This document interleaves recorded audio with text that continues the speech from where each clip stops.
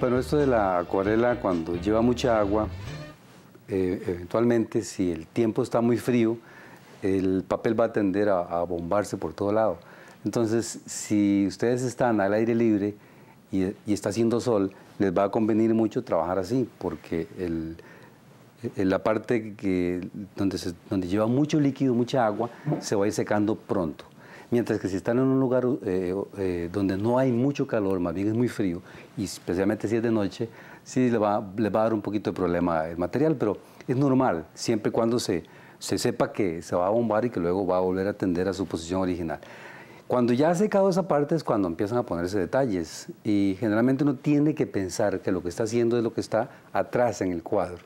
Vamos de atrás para adelante y con los colores claros hacia los colores oscuros, porque tenemos que ir tratando de cubrir las zonas que ya se pintaron con un papel, con un color mucho más fuerte. Quiero recordarles también que me visiten en facebook.com raya inclinada dibujando con Arcadio. Un montón de proyectos que hay ahí como para continuar, para aquellos que les encanta estar pintando y aprendiendo.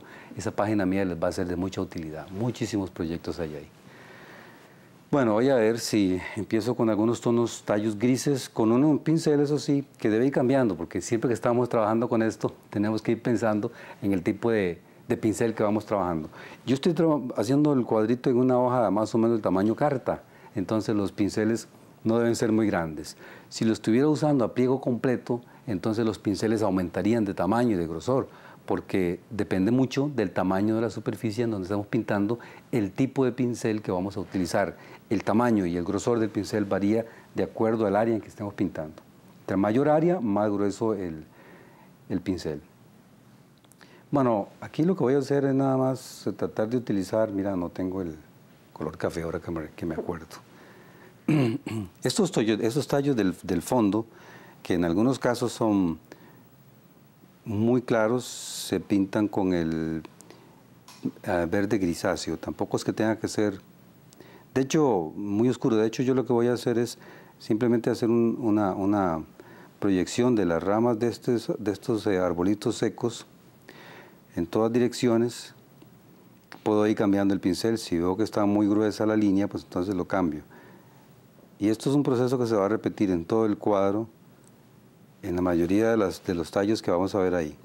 Algunas ramas son un poquito más horizontales, pero la mayoría son ramas inclinadas, siempre buscando que cada rama que salga de cada otra se va a hacer mucho más delgada. Solamente el tallo se mantiene un poquito más grueso, porque si no tendríamos ramas sumamente gruesas y cosa que no, que el árbol, si ustedes lo observan, los árboles por lo general tienen un tallo sumamente grueso y conforme va avanzando hacia arriba, las ramas que van saliendo se van haciendo cada vez más delgadas, porque si no sería muy difícil que ese árbol pudiera soportar el peso, ¿verdad? Así es la física y así son las cosas en este planeta. Voy con otro arbolito, esta vez ligeramente inclinado, para que no queden todos totalmente horizontales, ¿verdad?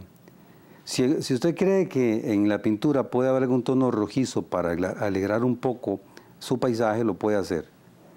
Yo pienso en algunos casos que lo que tengo que hacer es más bien buscar el tono frío, porque este no es un paisaje de una época muy alegre, salvo que tenga algunos verdes con tonos rojizos por algunas partes, sí lo convertirían un poquito, le daría mayor calidez al dibujo, pero no es este el caso. Ahí van saliendo las ramas que se ve que son un montón de ramas casi que desorientadas, pero al final buscan tener una cierta armonía en todo el paisaje. Voy con otras ramas aquí.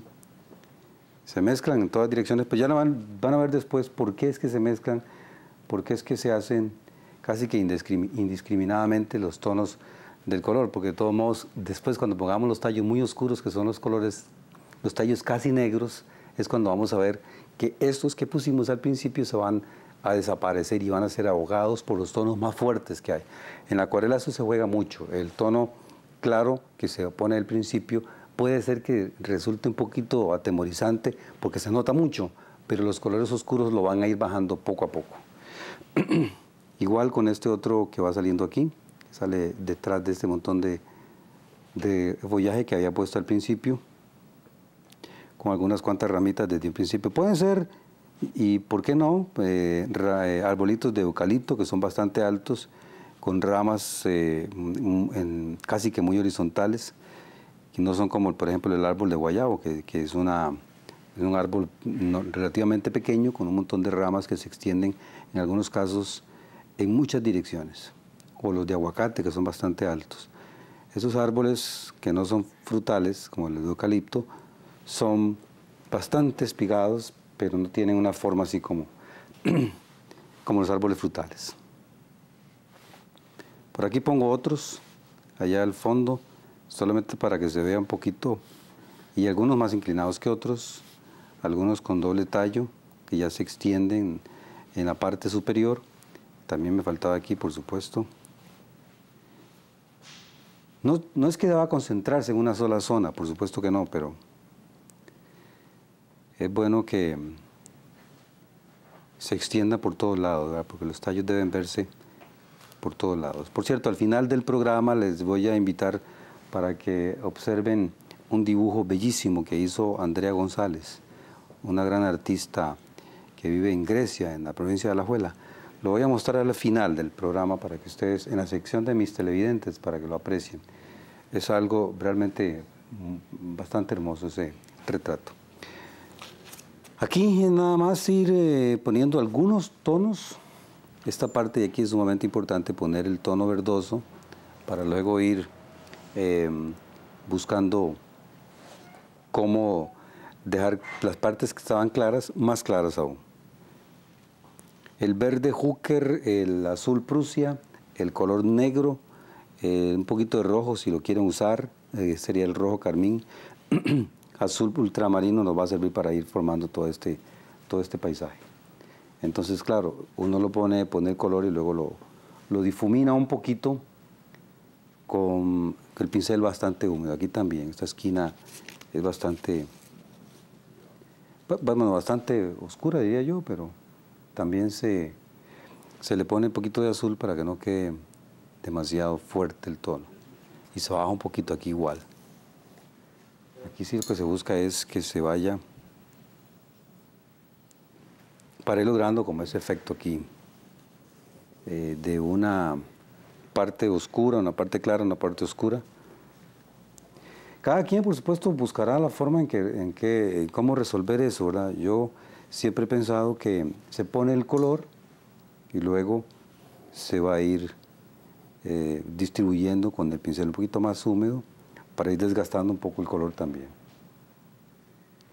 Bueno, y aquí al fondo lo que voy a hacer es ponerle un poquito de detalle a la supuesta casita que hay acá, que además se ve un poquito de follaje detrás, pero que no lo voy a detallar mucho porque no se trata de la casita, ¿verdad? No es un paisaje de la casita, es un paisaje del bosque. Yo creo que con esta parte ya casi terminada, de la casita ya al fondo, sin mucho detalle, voy a dejarlo hasta aquí para irme a un corte comercial. Entonces, ya cuando regresemos, ustedes van a ir viendo el detalle en sí de los colores oscuros, cómo caen sobre estos colores claros, dejando lo que se había puesto al principio, que incluso daba la idea que iba a quedar muy fuerte, ya mucho más claro. Ya vengo.